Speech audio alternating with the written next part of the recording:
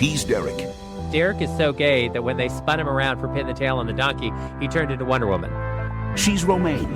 What am I supposed to do? Just grab her by the pussy anyway? Okay.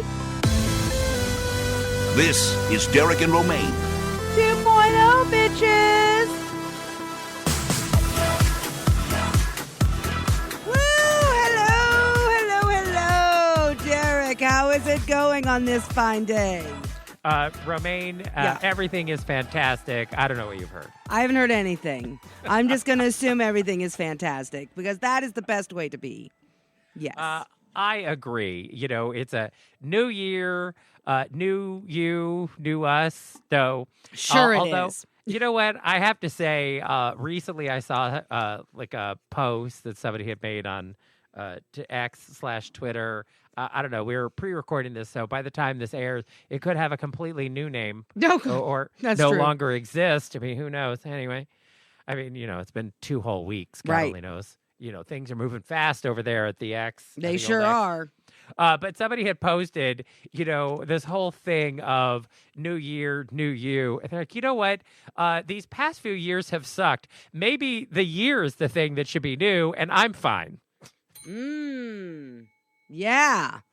Maybe the year needs a resolution. How about Right. don't suck? Right, exactly. Oh, I like that. Exactly, Mhm. right. So I think our mission is you out there, you stay the same, and you tell 2024 to clean up its act. Yeah, I Why like that. doesn't, you know what? It should give up sucking Yeah. for the new year as its Mhm. resolution. Yeah, Mhm. I agree. I'm All right. I'm on board with that. Yes, I am. Well, we're already a couple of weeks into the new year. Yep. And but I thought it would be fun for us to take a hot sec Okay. and talk about a handful of stories from 2023 that we did not get a chance to cover. All right.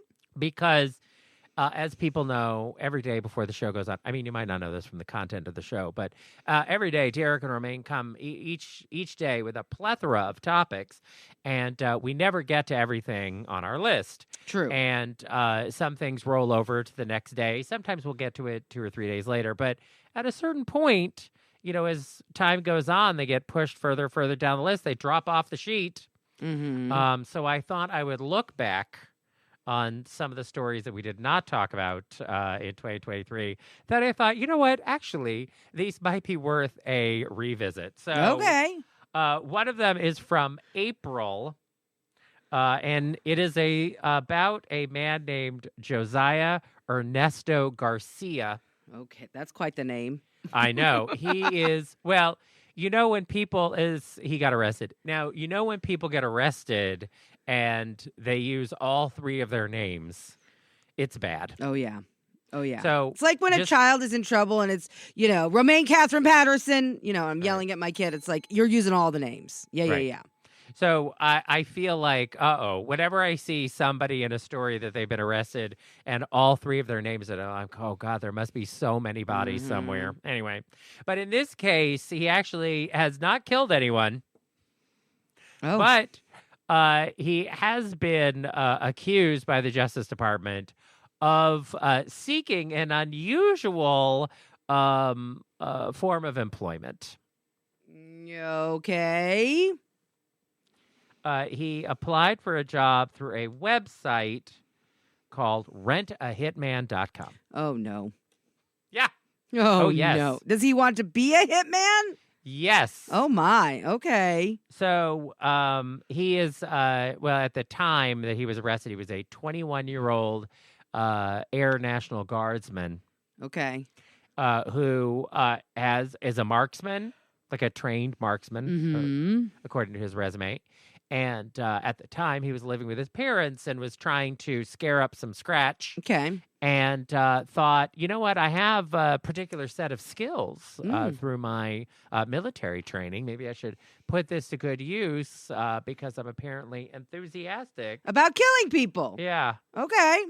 So this website, rentahitman.com, started quite some time ago. The guy bought the domain in 2005, sort of Right. early in the .com world, because his plan was to have a consulting business where he would help businesses goose their traffic to their websites, i.e. hits. Right. And that this was sort of a fun sort of play on the word hitman, of like that would encourage people to find his business. Anyway, he never did it, but he kept the URL because it was fun.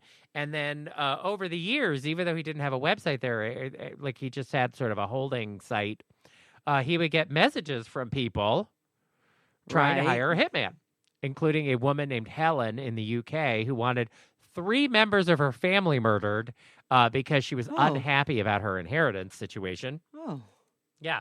And so he let the UK authorities know this lady tried to hire a hitman here, and they sent her to prison. And so since then, several times people have contacted him through the website, either trying to become a hitman or hire a hit person. You know, because let's face it, it's 2024. A woman can be a hitman. Sure. Why not? Yeah. Gender equality. Yes. So anyway, so he created a satirical website where it is obviously a joke. But he says as many as 150 murders have been prevented. Whoa. Because of his website, of people contacting him either to be a hitman or to hire one over the last, whatever it is, 17, 18 years. Holy moly, that's crazy. Yeah. And this Air National Guardsman is the most recent one. So he sent in a resume. Yeah. So the guy who owns the site contacted the FBI, of course. Mm-hmm. The FBI engaged in multiple conversations with him, laying out the risks of doing this kind of work for hire and how he could go to jail. And he accepted $2,500 in cash in an envelope as a down payment to murder a fictitious person. Even though murder is illegal. Yeah. Jesus Christ. Now, did he think because someone had posted an actual job that for some reason it was legal? Did he misunderstand? Well, initially, he was trying to get a job, and one of his friends suggested that he do like mercenary work for hire. There are companies that hire former military people to do sort of military-esque work overseas. Right. Like protecting dignitaries and that kind of thing. Sure.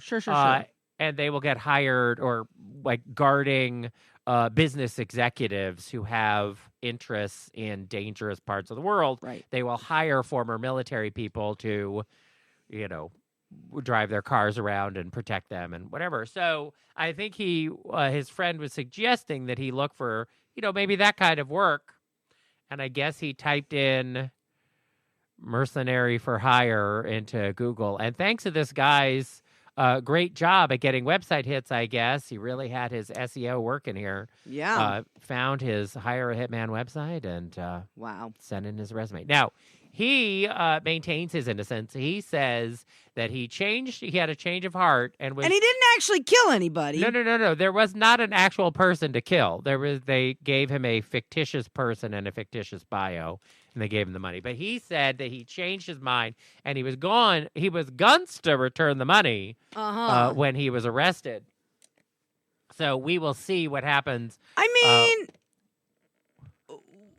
was the charge conspiracy to kill someone? Like, what was the actual charge? Because while he accepted money to kill someone, he didn't actually go through with a murder. So where is the crime? What is the crime? I guess is my question. Planning a murder is a crime. But is the person, even if the crime is fictitious, even if the crime is a lie, there is no actual person?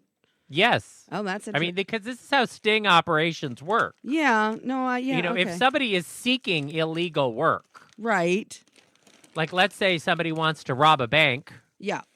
And an informant comes in and helps them plan this bank robbery, and then they get arrested in the getaway car on their way to the bank. But that's different because there's an actual bank.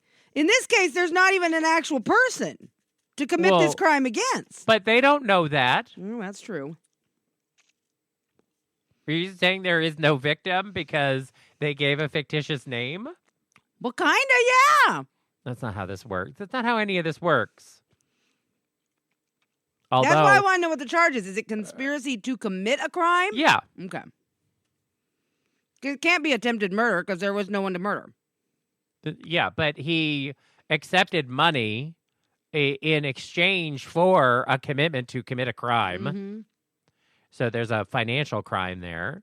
And obviously, he was planning to murder somebody, even if he did not know there wasn't really a person there to murder. Right. But think about To Catch a Predator.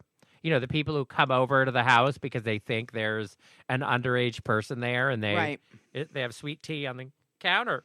Mm-hmm. But there's nobody there but cops and Chris Hansen. Mm-hmm. So obviously they showed up with the intent to commit a crime, even though showing up at a house with a bag full of wine coolers and condoms is not in itself a crime. Right. I gotcha. But it was an intent to commit a crime. Mm-hmm. Okay. All right. That was my question. Okay. Well, this guy sounds like a real dum-dum. Yeah. I mean, I know a lot of these Chris Hansen cases fell apart later, and part of it was because, what we see on TV, there was some question of how seriously the other person believed an underage person was there the whole time. But anyway, but be that as it may, this is a tool of law enforcement to prevent crimes. People are trying to commit a crime. An informant lets them know, hey, I know somebody who wants to commit a crime. Right. And so then they set up a sting. But this happens sometimes with people who are trying to buy illegal weapons or drugs. Right. They're not actually buying drugs. The weapons are inert weapons. They will put together a sort of a fake scenario to try to entrap a person who is clearly trying to commit a crime. Gotcha. Okay. I hear what you're saying. All right. So it's all about the intent. Well, yes. Yeah. Okay. And especially, I assume that they had multiple meetings with him before they actually gave him the money and warned him about, you're trying to commit a crime here, right? So that it would be very difficult for him to argue, one, that he was entrapped. I mean, he was the one who sent the resume in. Right. What an idiot. Yeah, well, not bright. Well, just goes to show what kind of people there are in the world. Some really dum-dums. I don't think that it is, in 18, 19 years of having this website, yes, getting 150 prevented murders seems very significant. I mean, that's, less than 10 a year. But even so, that's like one a month.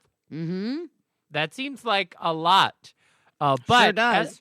As I've said before, frequently people who commit crimes are just dumb as a bag of rocks. Mm-hmm. And I think when you have a satirical website about hiring a hitman and people at least once a month are like, this sounds great. Mm-hmm. People are stupid. I just feel bad for the people who are in a legitimately desperate situation, like a domestic violence situation or something, right, where they feel like they can't get out of it and then they want to hire somebody to take care of it, even if it's like beating that person up or scaring them or whatever else. Right. But I think most of the time, like Helen in the UK, no, it's just old-fashioned greed. Well, or sometimes people are desperate. They need some money. So they're like, well, I got to do what I got to do. And if that means I got to take a job killing people, all right. It seems like a lot. It does. It definitely does. But, it's the way it goes sometimes. All right. Well, on a lighter note, a woman went viral last year because of her wedding. Okay. And Madison Mulkey got married in Savannah, Georgia. Okay. And people had a lot of strong feelings about what she served people to eat at her reception. Okay. I mean, usually at a wedding reception, it's a catered meal, some kind of chicken or salmon or something simple that everyone gets, and then maybe you get a chocolate fondue fountain. Oh, look at you, fancy with your chocolate fountain. I know. Or some cake. That's usually the kind of stuff that people serve at weddings, right? One would hope there's a cake. It's a wedding. Well, what is a wedding without a cake? Sometimes they just have a pretty cake, but they don't actually serve it up to the guests. Oh, my God. I would be so mad if I went to a wedding and there was no cake. I wouldn't, because usually the wedding cake sucks. A huge cake fan.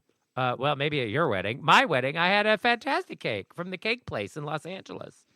It was a very nice cake. I find that most wedding cakes are very dry.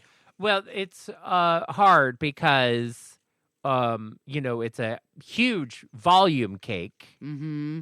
And then, but it has to also be made days in advance. Mm-hmm. So it's not always super fresh. Mm-hmm. That's really the problem. And it has to be super pretty. There's a lot that goes into it that doesn't necessarily the make it tasty. Time it takes to decorate it is exhausting. That takes a lot of time. But you order it, and then usually people get married on the weekends, but they have to pick up the cake during the week. Yeah. And so there are a lot of reasons that the cake can be subpar or not, the same as you might get if you baked a cake fresh, that day or whatever. Right. But like a single cake, much easier than like a high volume, gigantic cake. But the cake at my wedding was delicious. Well, good. So, but it was expensive. It was so expensive that when we announced we were getting married, a couple offered to buy our wedding cake as the wedding present. And then they found out how much it cost, and they went, JK! Well, they were an older couple. They were very nice. And but they were an older couple. And when they got married, their wedding cake, was like $20. Right. And this was 30 years ago. So the cake, now a cake would be much more expensive. Oh, yeah. Wedding cakes are super expensive now. But 30 years ago, the cake was $450. Oh, that's nothing. Right. Well, that was... Compared to what they are now. Yeah, well, 30 years ago, $450 for a cake was... a lot of money, yeah. A lot of money. So, nowadays, though, a cake's going to cost you several $1,000s. Right. So they were thinking that the cake was going to be like, I don't know, $100. So anyway, so they were like, they just came to us like, oh, we went to the place.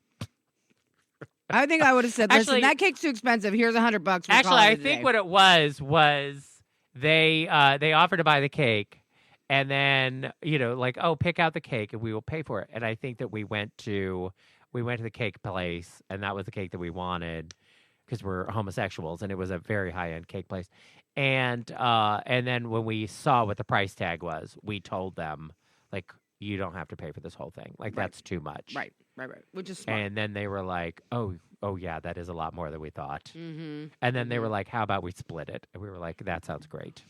All right. So they paid half, which I think that's reasonable. Was fine. But I think that we went to them and we're like, we saw how much this cake was, and we know this was more than you were planning. Right. Makes sense. All right. So what did this crazy person serve at their wedding? Oh, she served takeout from Chili's. What? Total cost $1,950. Whoa! She spent $2,000 in Chili's? Yeah. Okay, well, that seems crazy. That doesn't seem like wedding food to me. That doesn't seem like wedding food at all. I don't think I'd want to eat that. Okay. First of all, I hate Chili's. I don't know if you know this about me. My wife loves Chili's. It's like her favorite restaurant. And I will only agree to eat Chili's once a year, usually on her birthday, because I fucking hate it so much.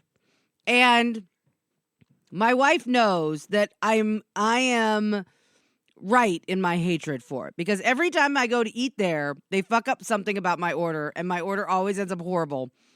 And then she's like, yeah, I can see why you hate Chili's. Because every single time that happens. So I would be so mad if I went to a wedding and they served me fucking Chili's. Chili's takeout at that. Ugh. Well, I guess she and her friends really like Chili's. I actually think, first of all, I had a bougie wedding. But I am myself not a bougie person. But Craig, he was a higher end person than I am. Okay. And, but I think a wedding should be an expression of the people getting married. Okay.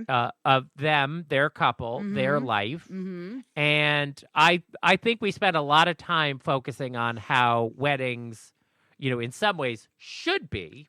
Now, I strongly believe in a certain level of wedding etiquette. For instance, like if somebody has a church wedding, there are very specific places in the church you should sit in relationship to your connection to the bride and groom. I think it would be so tacky if somebody just barely worked with the groom and tried to sit, in the third row. Like, no. Yeah, I agree. You're too close. So I think that there are definitely some rules. And as I said, like, what, you're going to have a wedding without a cake? How dare you? And I like cake. Or I don't even like cake that much, but even still, I'm like, there are some things that I feel are important enough parts of wedding traditions that sort of everyone should respect them in their own way. And I think, sometimes people will do like a wedding, like a cupcake tier instead of a traditional cake because they want something that's easier for people to consume and take home and whatever else. Or little kids might like it better. Also, you can have lots of different flavors of cupcakes when you do it that way, as opposed to a big cake where it's harder to do multiple flavors. Anyway, so I think that there are ways that you can put your spin on things that I think are totally appropriate and fine. And in this case, I don't have a problem with this. People are on a budget. Weddings are expensive. I mean, yeah, $1,900 definitely seems pretty reasonable for the catering. Right. Seems cheaper than what you would normally pay. Right. I mean, I don't know how many people they were feeding with this, but I'm going to assume, somewhere in the neighborhood of, 50 to 80 people. Sure. And so if you have a lot of people and you don't have a lot of money, I think you should have something appropriate. Also, I agree. We've all been to weddings where they have it at some wedding barn and the catering is there. And it's fine, but the food is not hot. It's not like the greatest thing you ever had. And I don't think I know your hatred individually of Chili's aside, but I don't know that takeout from Chili's or Applebee's or Chipotle or almost anywhere else would be demonstrably worse than what you might get from a catering. Oh, I agree with that. It might actually be better, frankly. Right. And probably ultimately cheaper. Yeah. So I think, you know what, I'm fine with this because she's trying to feed a lot of people on a budget. Quality-wise, she's getting a lot of bang for her buck here. And if they love Chili's, fine. Maybe they met at a Chili's. Right. Maybe they met at a Chili's. Thank you, Romaine. Maybe they have a strong, emotional, romantic attachment to Chili's, and the rest of us are just wizened old hags being mean about it. Now, were the guests upset about this Chili's themed food, or no? I don't think so. This was a situation where she had posted, "Hey, I picked up the food for my wedding, whatever," in social media, and then this went to the wolves on Reddit. And people went everyone's to town so about judgy. It. Right. People are very judgy. And I understand because I myself am a judgy person. No. Oh, yeah, 100%. I know this about you.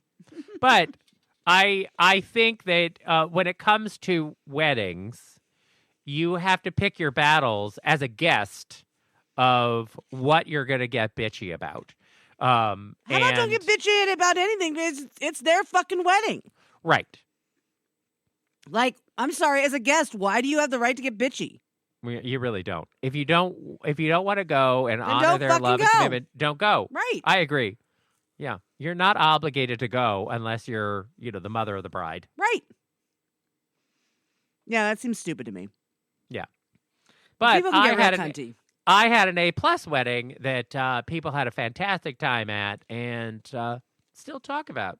The afterglow of my wedding lasted much longer than the marriage itself. Well, that's a good thing, I guess. But I think, with gay guys, we stepped it up. And I understand that there is no guarantee that just because two gay guys are getting married, they're going to have some kind of A+ wedding. Right. I That's think true. that's an unrealistic expectation. Yeah, you can't, yeah, not all gay guys are created equal. Right. But also, weddings are stressful. Like planning a wedding. Yeah, is I really think stressful. that's super stressful. If you can get through the planning process of a wedding and actually make it to wedding day, your marriage might last. Yeah. I also think if you can cut a corner in a way that you're happy with, you should do it. Mm-hmm. And this is why I'm fine with this Chili's takeout. Yeah, me too. Yeah, it doesn't bother me at all. I mean, I don't like Chili's. But I'd be okay with Chipotle. Do you really want people farting up a storm on the dance floor after they eat? Why do I care? Why, you won't be there? You can't smell? I mean, I can, but I don't care. I don't give a shit. And why are people farting? Because of the beans? Yes! Girl, they cooked those beans for so long. There's no fart left in them. Is that how that works? I mean, I don't get farty after Chili's. Do you? Well, not after Chili's. Or, I mean, you know what I meant. Chipotle. I don't get farty after Chipotle. I never get farty after Chipotle. How Other come things, yeah, but not Chipotle. How come people get farty after refried beans? Haven't that been cooked many, many times? Well, I think the longer you cook them, the less gas they induce. And think about Is this those. scientific? Yeah. No, actually, this is scientific. And think about how long those fucking beans have been sitting around that Chipotle, all heated up. I feel like it reduces all the gas out of them. But I don't. Maybe I'm wrong. Maybe I'm just making this up. Who the fuck knows? I think you might be making this up. I have never heard that before in my life. I'm pretty sure it's true. I guess we'll find out. There's something about the cooking process that eventually makes them less farty making. I don't know. I feel like there's truth to that. I mean, I could be wrong. Anything's possible. This is me, after all. Right, exactly. All I right. make up shit all the time. Jesus. Well, since we are going to be talking about movies with our guest in just a moment, I thought I would quickly run down the AFI in December announced their top 10 movies for 2023. Okay. And now, we're in the midst of award season with the Golden Globes and the Oscars and all that kind of stuff.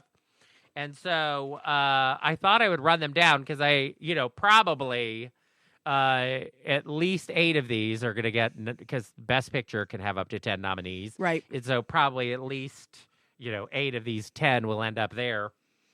Okay. But we'll see how many of these Derek and Romaine have seen as of the end of 2020. I usually have never seen any of these fucking artsy-fartsy bullshit movies. They're not all artsy-fartsy. That's true. They're not. There's a couple of them in here that I would consider blockbusters. But for the most part, I'm like, meh. All right. Well, here are the movies that the AFI listed as their top 10 movies of 2023. All right. Top 2 should be no surprise. Right. Well, I think these are in no particular order, but yes, Barbie and Oppenheimer. Barbenheimer. They were huge. There was they no were denying huge. it. Yeah, they were the big movie story of the year, and it got people into theaters, and both of the movies were good. So that worked out, honestly, in a situation where it was both, there was a good confluence of events here. People wanted a reason to go to the movies. They had this head-to-head competition, which made it interesting. Both of the movies were actually quite good, but also very different from each other. I think you're giving Oppenheimer a good. It was okay. Look, I liked Oppenheimer fine. It's a 3-hour biopic about an engineer. I don't know what you were expecting. Entertainment, and it wasn't. Well, Romaine wasn't as thrilled by it. It's not really your kind of a movie, in fairness. No, it's not. But my mom finally saw Barbie, and you know what? She didn't like it. Interesting. What didn't she like about it? She I'd hoped it would have more message to it and less whatever campy stickiness. I don't know. She liked it okay.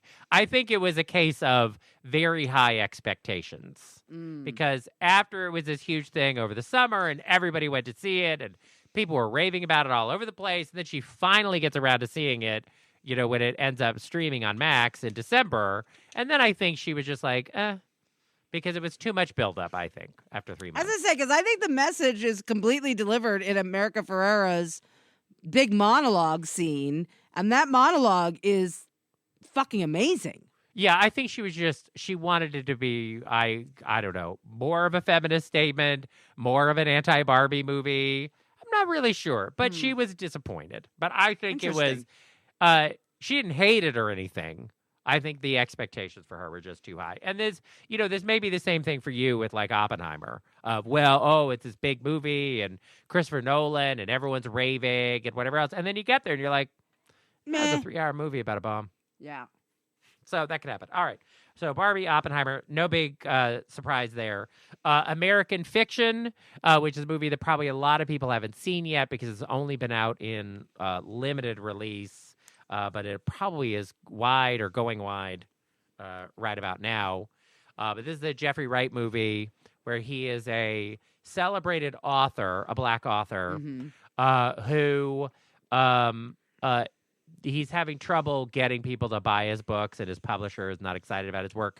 And so he decides, because what audiences seem to want in the black experience is the worst stereotypes of poor black people you could possibly imagine, he writes a satirical sort of firsthand account, kind of like that James Fry. Remember when he wrote that book about his drug addiction and whatever else, blah, blah, and then it turned out to all be fake? Yes, I remember. And then everyone was outraged. So I think this is sort of a riff on that a bit, but about him being black and poor and whatever, blah, blah, blah. And he writes it under a pseudonym, to sort of protect his identity. Right. And then the book becomes a runaway success. And even though he wrote it sort of as a I'll show these white people how embarrassing they are by insisting that I write about the authentic black experience by writing this book that is not at all an authentic black experience. Anyway, critics have been raving about it, and it is one of the movies that I'm excited about, but I have not seen yet. So that's that. Okay. The Holdovers. This is the Paul Giamatti movie, which I also have not seen yet. I did not see that. Nope. Romaine hasn't seen it yet. Killers of the Flower Moon. This is the Martin Scorsese movie with Leonardo DiCaprio about oil people screwing over the Osage Native American tribe in Oklahoma in the 1920s. It's on Apple Plus for people who want to watch it there. But it was in theaters, made some good money there. And then Maestro, the Bradley Cooper starring and directed movie where he plays Leonard Bernstein, the married to a woman but a homosexual composer. And the movie is about his marriage, of course. Of course. It makes total sense. We can't have a movie about a prominent gay person where their gayness is remotely front and center. Okay. May, December. This is the movie that Natalie Portman and Julianne Moore in, that is sort of a take on the Mary Kay Letourneau case. I'll be curious. You haven't seen it yet, right? I have not. I will be curious to see what you think about this movie. Okay. Because it is about an actress who's going to be playing a real life person who comes to sort of meet them and see their life and sort of get details that they can use as an actor in the movie. Okay. And then the real life people being concerned, especially as they have been, in the tabloids and everything, that they will be fairly portrayed. That's a fair concern, by the way. I've experienced this. Yeah. And so you obviously were not like a tabloid figure, but you have this experience of being a real life person who has then had people portray your life an experience and emotions turned into works of fiction. Right. And so I'll be curious to see what you think. It's very different than your experience, but I'm Sure. also curious about just sort of like how you might connect to the material, because it is otherwise sort of an arty movie, and it's not usually your fare. But Right. I think you might find it interesting. I actually was surprised that it was not as disturbing as previous Todd Haynes movies have been. Okay. And I like Todd Haynes' work, especially his like very disturbing work in the 90s, like Happiness or Safe, which both movies I found hilarious, even though I was in theaters with people who were horrified at what I was laughing at. But, of course you were. But this is the thing about a Todd Haynes movie is you're either because there's a very, very thin line between disturbing and Right. disturbing funny, like dark comedy funny. And his movies, he doesn't really present them like, oh, this is a comedy, so come to laugh. He presents the movie that he's presenting, and then you, as the audience member, decide where your lines are. What do you think that these people are ridiculous, or is this a serious movie about disturbed people? Gotcha. So I like that about Todd Haynes, because you're never 100% sure what you're getting. And he made a movie about his first movie that he made, I feel like when he was in college, was Superstar, the Karen Carpenter story, which is a movie about her bulimia as told with Barbie dolls. Oh. Okay. It's interesting. And by the way, the doll, like as she becomes emaciated, that doll is like shaved down and terrifying looking. But even still, like I saw it with a bunch of gay guys, and we were howling with laughter at it. Oh. Even though, another person who was there, not a gay man, was like, this is a very dark movie about a woman with bulimia. It's very similar to sort of Mommy Dearest, right? Right. You can read this as a piece of just absolute camp, or it is a very disturbing movie about a woman who beats her child. Like, is that really comedy? So I think that Todd Haynes plays as a filmmaker in this space. And May December was nominated in the Golden Globes for Best Musical or Comedy, as opposed to in the drama category. And I did not find anything about it funny, but I also didn't find it particularly disturbing. Gotcha. But I enjoyed it. So Okay. anyway, all right, that's one of them. Also, Past Lives, which is a movie I have not seen. I don't know a lot about. Poor Things. This is the Emma Stone movie that I also have not seen. Don't know a lot about. And then finally, Spider-Man Across the Spider-Verse, which we did see, and it was good. Right. But yeah. Mm-hmm. I think, because now the Oscars have a Best Animated Film category. Mm-hmm. And it may end up being nominated for an Oscar for Best Picture, because they have there is a track record of nominating animated movies for Best Picture in the past, Beauty and the Beast being the first one. But as a piece of art, a beautiful movie, beautifully done, and I don't think that there should be prohibitions on animated movies or action movies or comedies being nominated for Best Picture. I agree. I think if a movie is great, it should be nominated for Best Picture. It does not have to be serious and arty. Or even if it's just dour. very, very successful. Like, I think that should be a reason enough to be nominated. Yeah. Although they have started adding in these best blockbuster categories and things to sort of get people to watch award shows that would normally watch them. But as Don Draper said, that's what the money is for. When the Super Mario Brothers animated movie makes $1.5 billion around the world, it doesn't need 10 Oscars. It got its reward. But see, I disagree.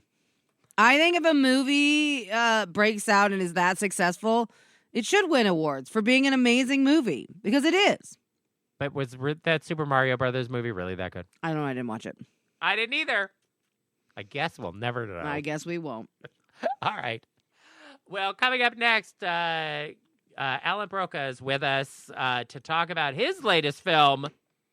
And it is a treat to catch up with him. That's coming up next here on Derek and Romaine. Stay tuned for more Derek and Romaine. You know, Derek, I love to travel. It's one of my favorite things about this job. We get to go all around the world. We get to see a lot of people. We get to see a lot of things.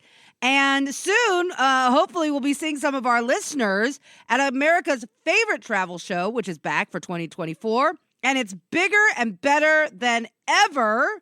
Entering its 20th year, it's the only travel show series in the country where you will have the opportunity to find, plan, and book your next trip and talk to people like Derek and Romaine who are travel experts. That's right. Check out the Travel and Adventure Show at travelshows.com. It is going on in 2024 in cities all across the U.S., including your city or a city near you, so you should check it out. And this month, Derek and Romaine will be at the New York City Travel Show, which is going on January 27th and the 28th, Derek. Thank you. Oh, okay, we're on the road so much. I January know. 27th and January 28th. You can come and see us in person, and you can come and see us for free. You can get your tickets at travelshows.com and enter our discount code DNRVIP. All one word. All one word to come and see us for free at the Travel and Adventure Show in New York City, January 27th to 28th.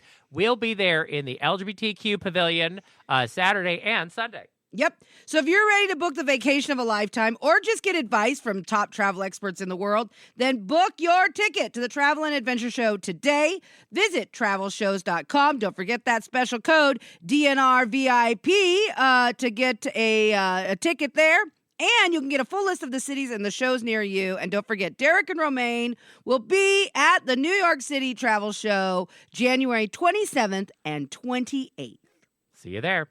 More Derek and Romaine next.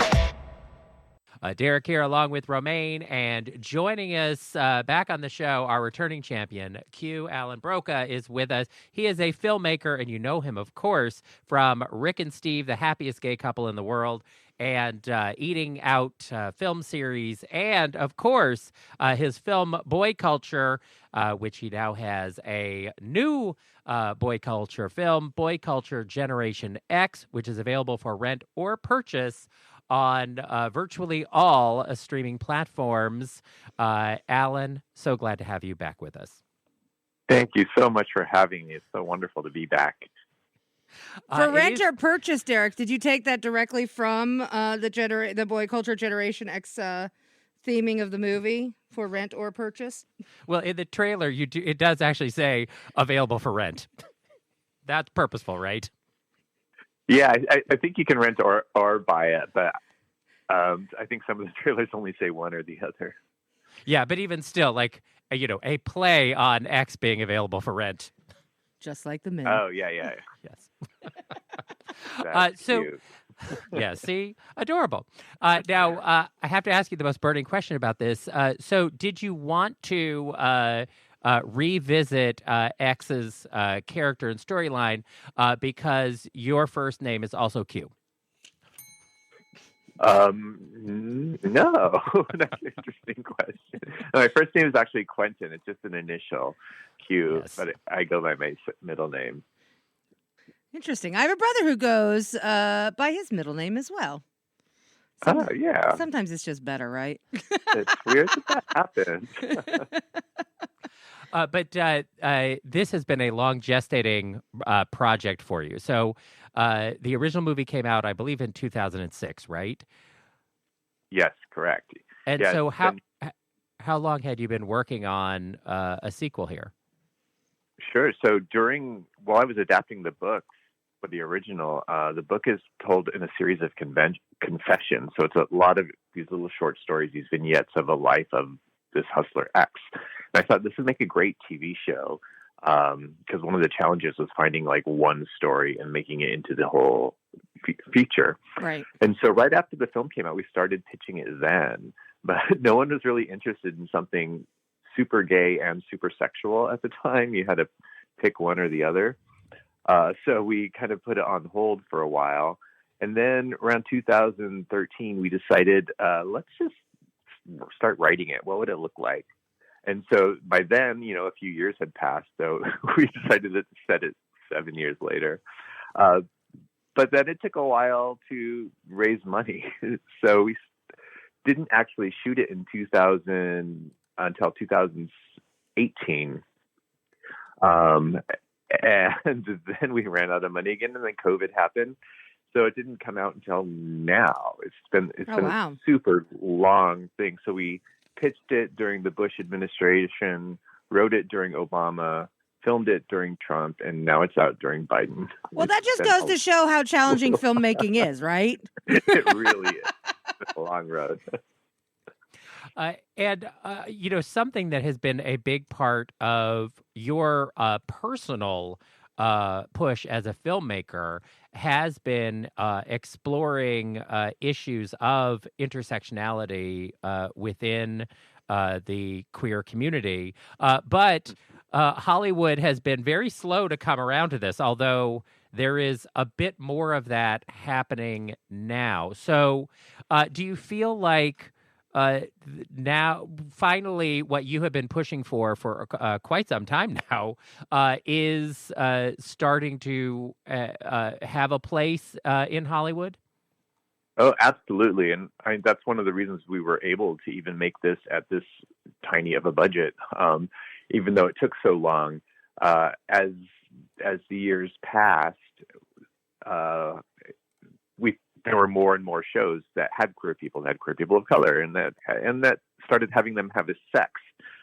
It's still mostly in television, not so much in feature films, but it's there, and there's now proof that there's an audience for these things. So it's amazing.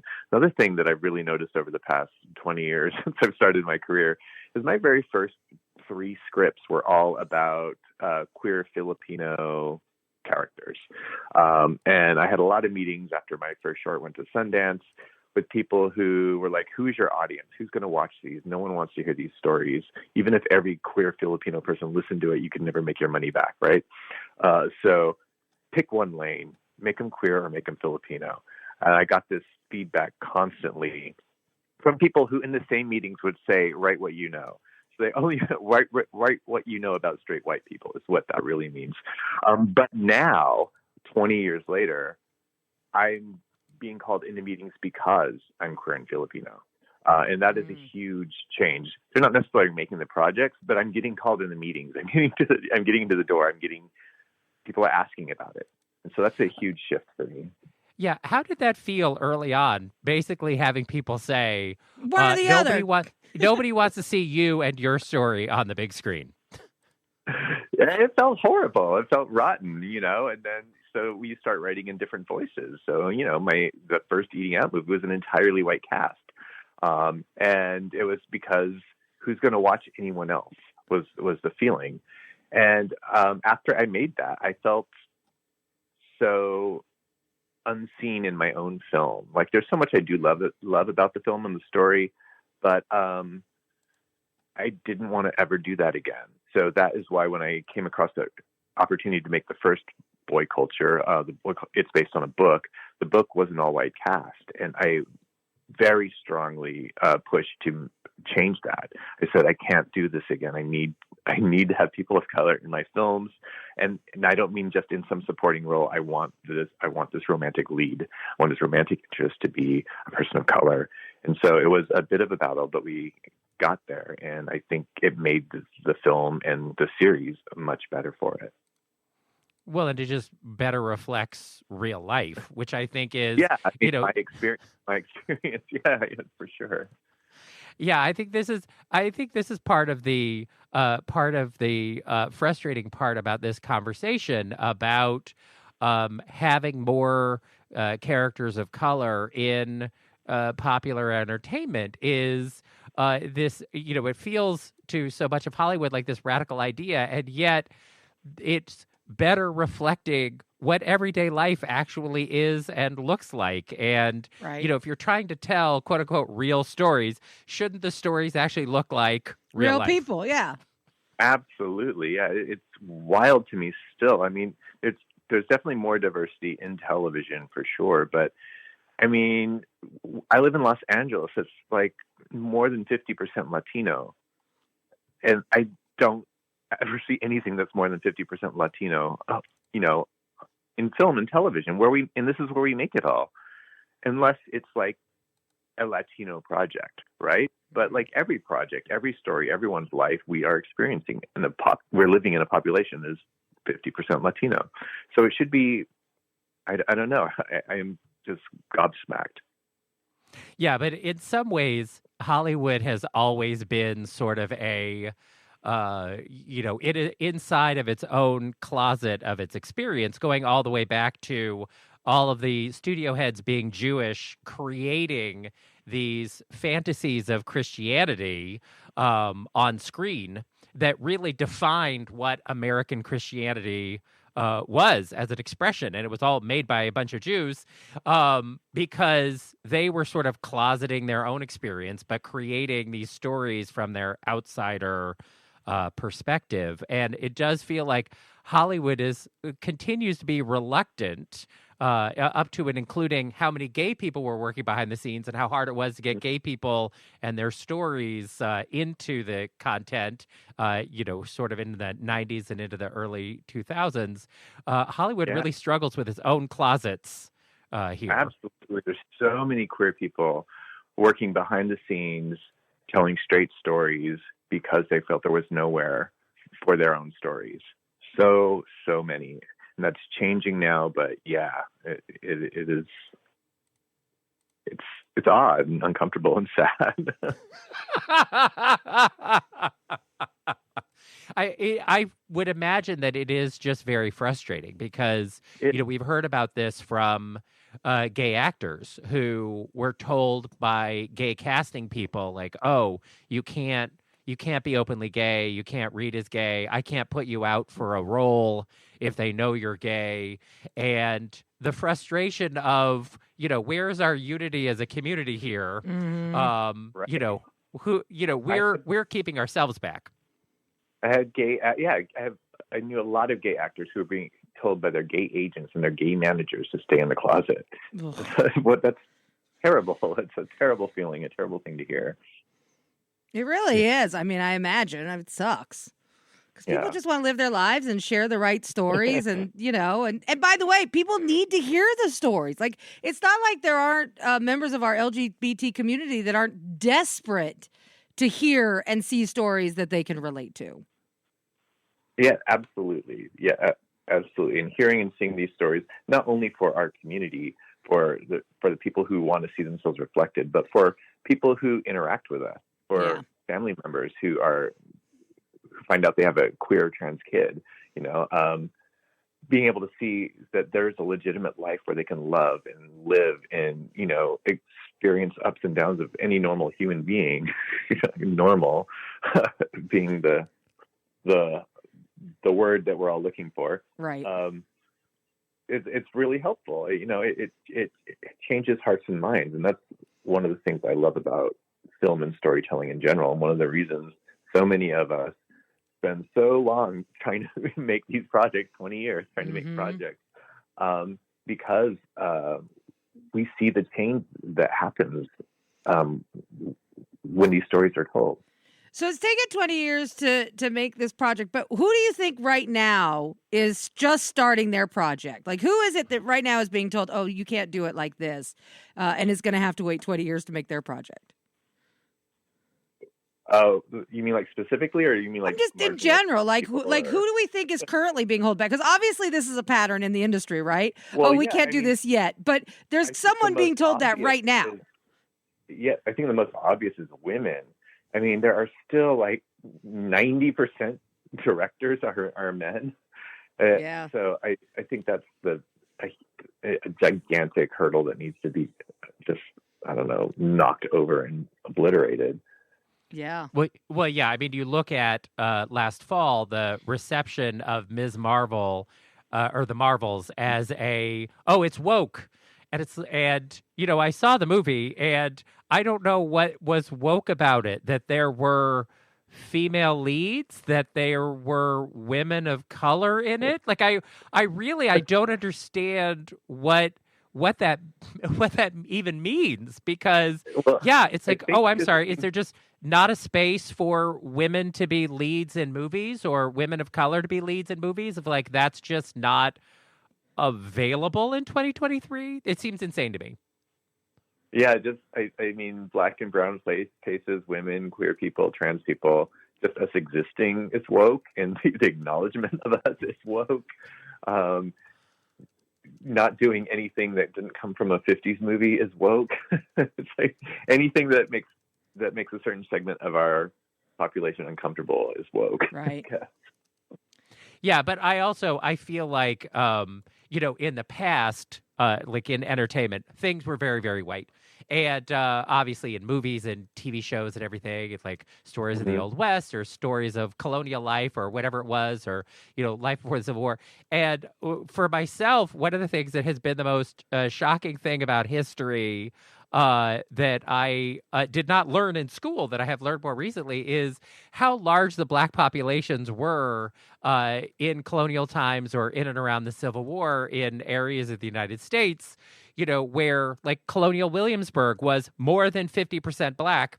And you would never know from the way our history of colonial America is told that more than half the people who were there were black, because we were not hearing any of their stories. If there were any, black people, they were in the background of voluminous white people, right?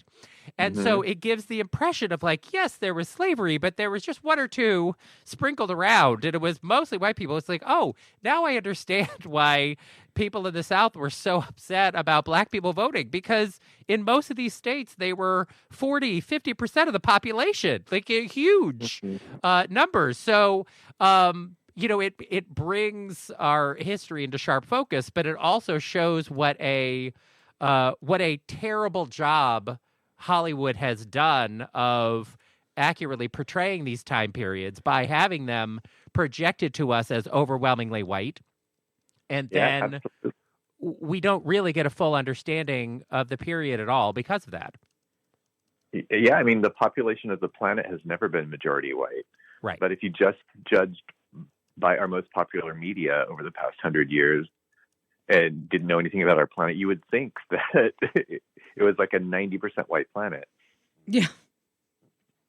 Yeah, it is a little bit bonkers. Now, one of the other things in boy culture Generation X that you explore is sex work, because X is a sex worker, but also how sex work has really changed in our modern era. And you did do a fair bit of research in this area. Were you surprised about how much it has changed in the last 15, 20 years?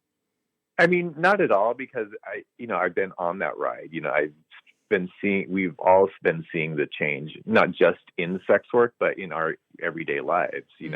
We would, in 2006, we'd get on the computer to check email, and that was kind of it. Now we are looking at our phones all the time. We're seeing what everyone else is doing just through social media. And so I think the sex industry just changed along with everything else.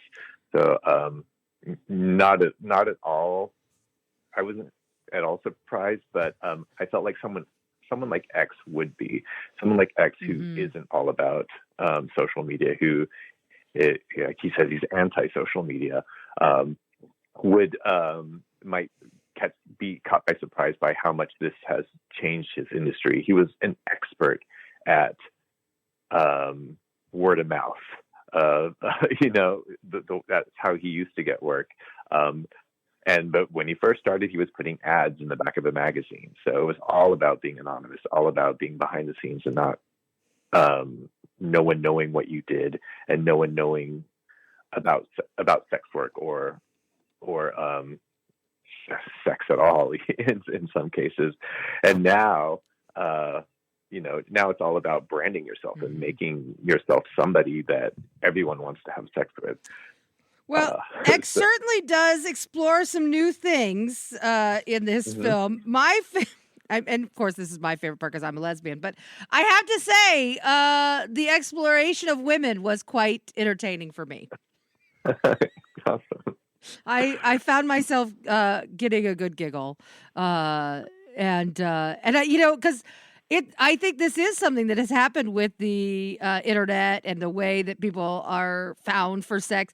Once upon a time, I don't even think lesbians thought about sex work or were interested in any kind of sex work. And I think that too has changed with the internet and with the way things are more readily available. So it was that part definitely.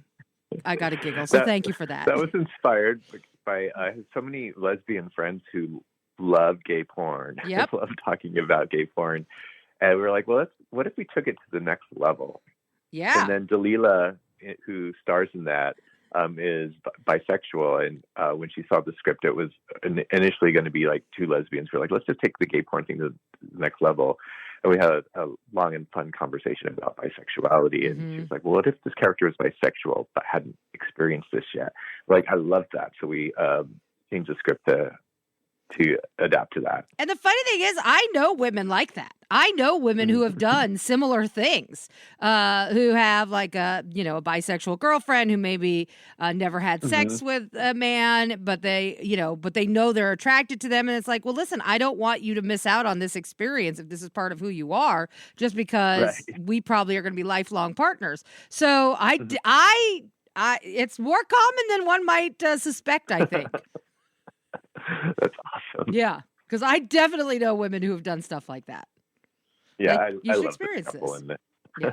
Yeah. So anyway, I love that. I think it was great that you included some girl power and some lesbian loving in there and some good laughs. Yeah, that was one of the things with just the kind of the nature of the story and the world he's in. I'm just like, it's just like, oh man, we need some women in this story. How can we open this up a little bit? Yeah, absolutely. And you also address aging within the gay community too. Certainly as, a sex object, of like, when we center sex in our lives as we get older, sort of the dynamics and the rules and the interest change. Absolutely. And, that's a lot of, personal experience for me and Matthew. We are clearly both aging and we saw ourselves aging over the course of trying to get this made. And at first, when we first were pitching, it had nothing to do with aging because it was just going to take place the very next year. It was just going to be, well, what are his next adventures? But when we started writing it, we're like, well, now it's 5 years later. What is that like? And then we started getting to film it. It was like, well, now it's 10 years later. There's this huge, a huge thing has happened to him. He's like, now he's in his 40s. What is this like? And so are we. And it kind of made us re-examine all of our stories through this new lens that we had of how do we fit into this community, especially a world of sex work where youth is, a huge selling point. How is X going to deal with this? And then I think that's about when we came up with, well, what if Chase, the kind of younger person that gets involved, what if he becomes like the master, like the person who shows him, his guide? Yes, Chase with a Y. I feel like that in particular. Well, first of all, it reminded me a bit of a thing that I love repeating about Sarah Jessica Parker's character in L.A. Story. Sandy. Where it's so great to meet somebody in Los Angeles who has a real a normal name, and then she goes through her elaborate spelling. But I do feel like this is a triggering thing for somebody who is older of like, oh, it's a name, but then you threw in some weird letter into it. And now I feel this just chaos of the time that has passed. Like it just feels very confronting. Hmm. Yeah, but I mean, X's name is X, so he can't get too Right. he can't get too precious about it. But I love how it just kind of throws him as it's just one more thing that I feel like I can't relate to. Exactly. So this is not your first foray into the world of sequels, and it does feel like the entertainment industry, very generally, not just Hollywood, but Broadway is in the same space. Of there is such a clamor for sequels, reboots, expansions of existing universes. And it is a real struggle to get interest from the people with money in new and original stories. So, is this something that you have also faced yourself? Yeah, absolutely. But I find it like on a micro level because my films are all tiny budget films. You know, I don't have a studio budget. I have these minuscule budget films. And even then, trying to raise money, it's easier to raise money for Eating Out 5 than it is my new script that isn't related to anything else I've made before. And I just have been saying yes to those opportunities. I'd never planned to make multiple of any of my projects, but Eating Out ended up having 5 movies. Boy Culture has, now it's a follow-up series / film, and then Rick and Steve just kind of turned into a television show. So I feel really lucky to have been able to create mini IPs, like these IPs that are worth a ton of money, but are at least helping me find an audience to make more of them. Well, and you have addressed this in other interviews about sort of younger people who experienced your content when they were, closeted teens and tweens. How does that feel for you as a filmmaker to know the impact that your work has had on younger queer people coming up? I mean, it feels incredible. I teach now, and I get a lot of students who grew up watching the films, and who will tell me after class how they usually watched it hiding from their parents or something, but it helped them feel seen or connected to someone, or help them figure out who they were and what they wanted to do with their lives and their situation. And it's always incredible and moving. And I feel so grateful to have been able to do that. Well, and I would really love to see more Rick and Steve. Happiest couple in the world. Of course you would, Derek. I loved that series. I had a ball watching it, and I'm sure people come up to you all the time and say the same thing. Like, is there any chance of a revisiting of the Rick and Steve universe in the future? I would love to more than anything, but I signed a contract that was my first show that I sold. So it was not a very friendly contract to me, and MTV now owns it, and they make more money not promoting or doing. We've had offers for additional seasons from other places, but they won't let anyone do anything with it because they make more money writing it off as a loss. And I guess they do that with a lot. That sucks. It's super frustrating. Yeah. That's about so it's not, you can rent it and you can buy it, but you can't. They won't allow places to stream it. We've had streaming offers even.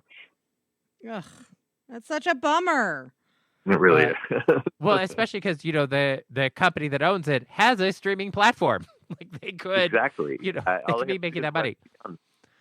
And nope, won't do that. Yeah. Super frustrating.